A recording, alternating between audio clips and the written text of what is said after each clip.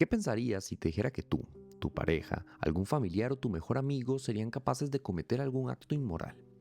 Y si te digo que los verdaderos monstruos no son aquellos de aspecto horrible, sino más bien aquellas personas que tienen vidas normales, pero que con las órdenes correctas no seríamos capaces de reconocerlos nuevamente de lo que eran antes. A lo largo de la historia hemos tratado de explicar los grandes crímenes colectivos atribuyéndolos a individuos excepcionalmente crueles o monstruosos. Esta idea nos resulta tranquilizadora porque traza una línea clara entre ellos y nosotros, implicando que la gente común estaría a salvo de caer en la maldad extrema. Sin embargo, en el siglo XX, en particular bajo el régimen, se demostró que muchas atrocidades fueron cometidas por personas comunes, padres de familia, empleados, jóvenes soldados que, en otras circunstancias, jamás habrían imaginado participar en actos de violencia extrema. La idea para este video me surgió viendo la película Bastardo sin Gloria de Quentin Tarantino, cuando en una de las primeras escenas el soldado Frederick Soller se presenta ante Shosanna como un hombre educado y aparentemente inofensivo, cuando en realidad es un héroe celebrado por haber matado él solo a unos 300 soldados enemigos. La escena incomoda al espectador, porque la barbarie no siempre tiene rostro espeluznante o terrorífico. A veces solo se oculta tras gestos cotidianos y trato amable. A partir de esta inquietud en este video, me propongo analizar cómo los regímenes autoritarios y contextos de poder extremo suelen llevar a personas normales a cometer atrocidades que fuera de ese entorno considerarían inconcebibles. Lejos de explicar el mal como un producto de una maldad innata individual, examinaré el fenómeno como resultado de determinadas condiciones sociales, ideológicas y psicológicas que suspenden el juicio moral individual.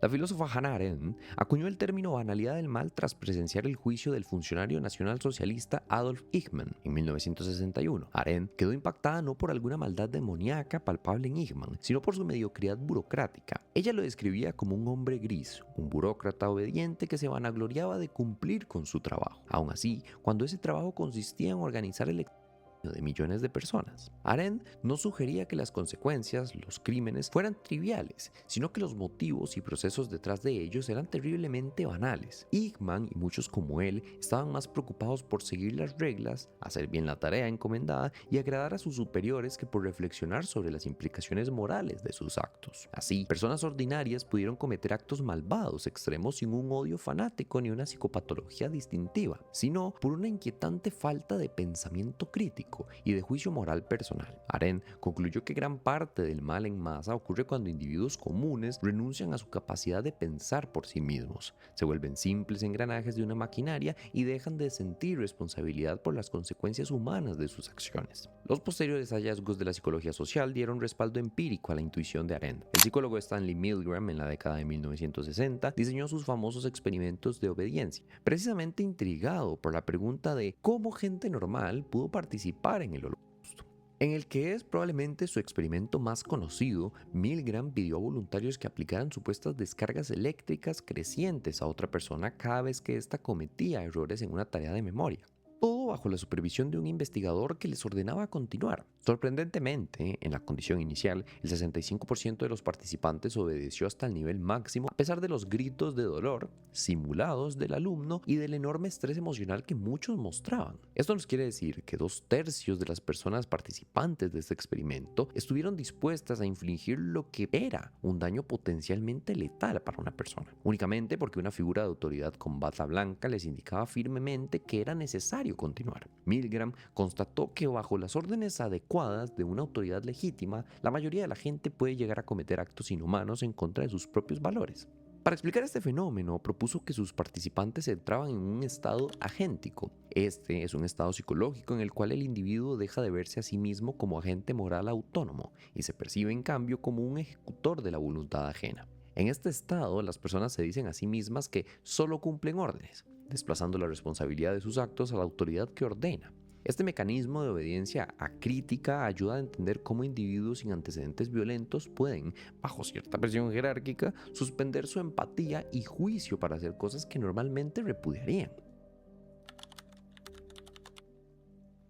Junto a la obediencia ciega, otro elemento clave es la influencia de los roles sociales y la situación colectiva. Como demostró el psicólogo Philip Zimbardo, en el experimento de la prisión de Stanford en 1971. Él asignó al azar a jóvenes estudiantes universitarios psicológicamente sanos y gente que parecía normal los papeles de guardias de cárcel o de prisioneros, en una prisión simulada en los sótanos de la universidad. En pocos días emergió una metamorfosis alarmante. Muchos guardias se volvieron abusados y crueles, disfrutando del poder sobre los presos, mientras que varios prisioneros se volvieron pasivos, deprimidos o desesperados. Según Zimbardo, el mero hecho de vestir un uniforme y ocupar un rol con poder fue suficiente para transformar a jóvenes comunes en carceleros sádicos, sin que nadie específicamente les ordenara ser crueles. La situación por sí sola generó dinámicas de abuso que obligaron a cancelar el experimento en solo 6 días debido al nivel de daño psicológico que se estaba infligiendo. Este experimento sugiere que cuando alguien se integra en una estructura con un rol determinado, tiende a adoptar las normas y expectativas de ese rol, incluso contra su propia conciencia individual. La identidad personal queda subordinada a la identidad del rol. Se cumple lo que debe hacer un buen guardia, más que lo que dictaría la moral individual. Además, en ambientes de grupos cerrados se da una pérdida de identidad personal. La persona se percibe más como miembro de un colectivo que como un individuo responsable.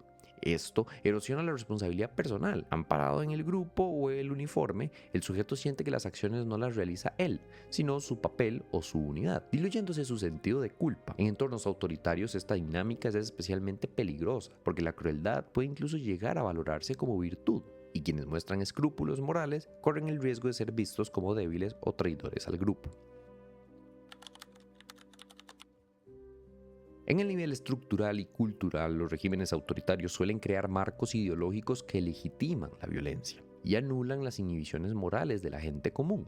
Un mecanismo recurrente es la deshumanización del otro. Generalmente el grupo víctima de esa violencia, por ejemplo en la propaganda nacionalsocialista, que es quizás el ejemplo más citado en toda la literatura, bombardeó constantemente a la población con mensajes que retrataban a los judíos y otros colectivos perseguidos no como personas comunes, sino como parásitos, plagas o amenazas peligrosas, en carteles, discursos y hasta libros infantiles. Los nacionalsocialistas comparaban a los judíos con ratas, cucarachas, zorros y otras alimañas. Aquí podemos hacer referencia a la primera escena de Hans Landa con el granjero francés, cuando compara a los judíos con ratas y con ardillas y le hace una especie de analogía con respecto a las ratas. Al encuadrar a sus víctimas como seres subhumanos o agentes del mal, lograron que y exterminar a esos grupos pareciera no solo aceptable, sino incluso necesario para la supervivencia propia. De este modo, numerosos alemanes comunes y corrientes participaron en la maquinaria genocida sin percibirse a sí mismos como asesinos, sino creyendo que estaban haciendo un trabajo sucio pero imprescindible, librando al mundo de una amenaza. La deshumanización reduce la empatía. Es mucho más fácil cometer atrocidades contra alguien a quien ya no se ve como igual. Como advierten los expertos en conflictos, este proceso lingüístico y psicológico socava las barreras morales naturales que nos impiden dañar a otros. No es lo mismo matar cucarachas o matar demonios que matar personas, y esto es lo que le hace mucho más fácil el trabajo a las personas que caen bajo esta propaganda.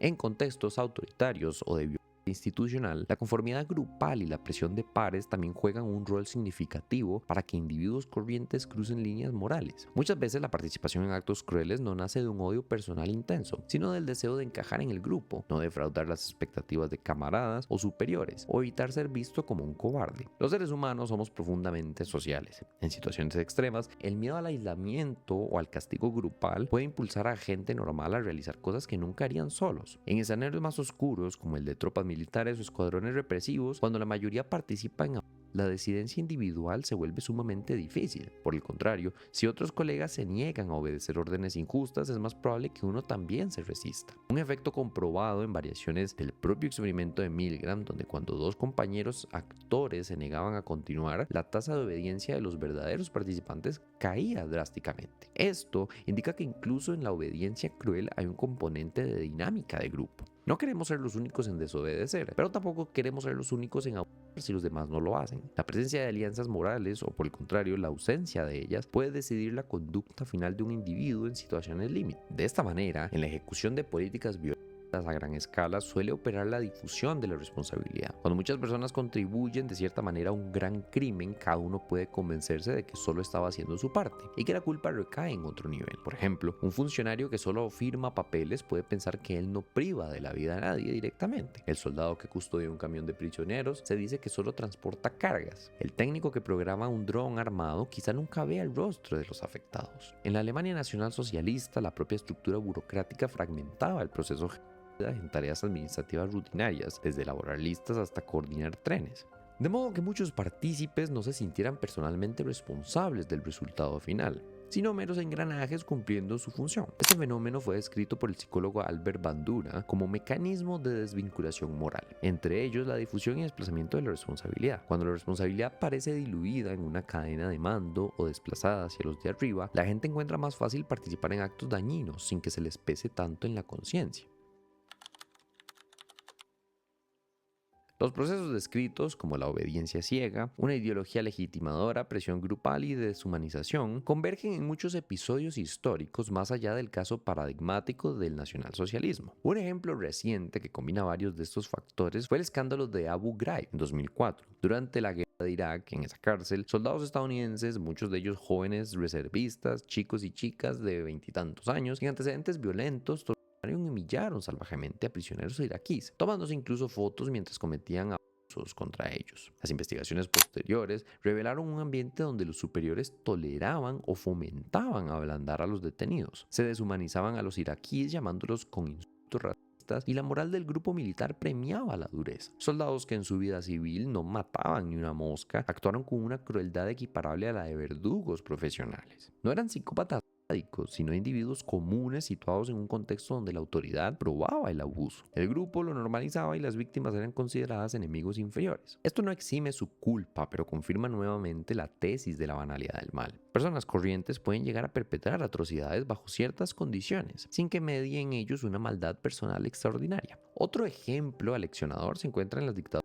latinoamericanas de la segunda mitad del siglo XX, como por ejemplo las de Chile, Argentina, Guatemala y entre otros. Durante esos regímenes, miles de integrantes de las Fuerzas Armadas y de Seguridad, en su mayoría jóvenes provenientes del ciudadano común, participaron en arrestos ilegales, torturas, desapariciones forzadas y ejecuciones de civiles, como parte de la lucha contra la subversión que proclamaban las juntas militares. ¿Cómo pudieron tantos individuos, que fuera del uniforme podrían ser tus vecinos, cometer tales a los derechos humanos? Diversos estudios de las ciencias sociales señalan que estos perpetradores no necesariamente eran psicópatas, sino miembros de instituciones autoritarias que les inculcaron un deber incuestionable: la defensa de la patria, a cualquier costo. En entrevistas realizadas años después, muchos de estos exagentes aún justificaban sus acciones como cumplimiento del deber y afirmaban que simplemente obedecían órdenes que no podían cuestionar. Se ve claramente el patrón de la banalidad del mal, al concebir sus actos atroces como parte de su trabajo dentro de una estructura legítima, como puede ser el ejército o la policía. Normalizaron la violencia extrema como algo necesario y hasta virtuoso en ese contexto. Sus relatos suelen tener cierta lógica interna. Dicen que actuaron por disciplina profesional, por lealtad a sus superiores y camaradas, e incluso por salvar al país del caos. De este modo, se percibían a sí mismos como buenos soldados antes que como criminales, y delegaban la responsabilidad moral última en la cadena de mando, que lamentablemente casi nunca asumió esa responsabilidad. En todos los casos mencionados, factor determinante no es una maldad individual excepcional, sino el entorno estructural que posibilita, alienta o exige la violencia. Esto no implica negar la agencia individual o absolver a los perpetradores, sino entender que la mayoría de nosotros somos más vulnerables a la influencia del contexto de lo que quisiéramos creer. Bajo poderosas presiones de autoridad, envolturas ideológicas y dinámicas de grupo, las barreras morales personales pueden derrumbarse, como lo resumió el propio Milgram. Tras su estudio, personas ordinarias pueden infligir daños extraordinarios a otros seres humanos, simplemente prestando atención a las órdenes de la autoridad y a la tarea, y no a las consecuencias. Esta frase encapsula la inquietante verdad que hemos explorado. El mal extremo puede hacerse rutinario, administrativo, casi burocrático, cuando el individuo renuncia a pensar y sentir por cuenta propia. La escena final entre Soler y Shoshana nos deja una valiosa advertencia narrativa. Nos recuerda que el mal no siempre se anuncia con estridencia ni con la apariencia del villano típico. Puede venir con una sonrisa tímida, modales gentiles y un rostro de persona ordinaria. Como dijo Hannah Arendt, la mayoría de la gente actúa dentro de las reglas de su entorno, incluso cuando esas reglas los llevan a la barbarie.